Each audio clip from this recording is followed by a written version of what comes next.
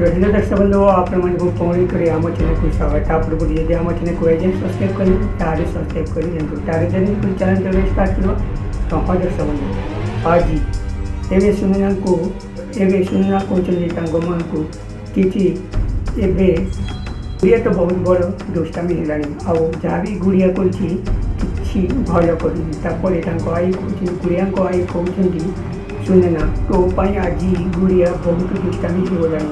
ଆଉ ଜାଣିଛୁ ସେ କ'ଣ କରୁଛି ଦେଖୁନୁ, ସେ ମୋତେ କେହି ଗୋଟେ ମେକଅପ୍ କ'ଣ କରିଦେଇଛି ଆଉ ତୋ ପାଇଁ ଏସବୁ ଚଗଲାମି କରୁଛି। ସୁନୀନା କହିଲେ ମୁଁ କ'ଣ କରିବି?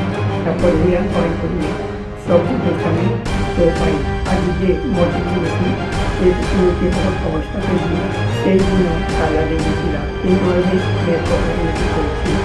କ'ଣ କରୁଛି ଏକୁଟିଆ ଆଜିକାଲି ଯେତେ ବଡ଼ ହେବାକୁ ଯାଉଛି ସେତେ ଦୁଷ୍ଟାମି ଚଗଲାମି କରୁଛି। ତାହେଲେ କ'ଣ ଏବେ ହବ ମୁଁ କିଛି ବୁଝିପାରୁନି। ତାପରେ ଏବେ ସୁନୀନା କହୁଛନ୍ତି ଦେଖିବ ଦିନେ ନା ଦିନେ ସୁଧରିଯିବ, କାହିଁକି ଛୋଟ ଅଛି ନା, ଏମିତି ଦୁଷ୍ଟାମି ତ ତମେ ବି କରିଥିବ ଆଉ ତାକୁ ଏମିତି ଗାଳି କାହିଁ ଦେଉଛ।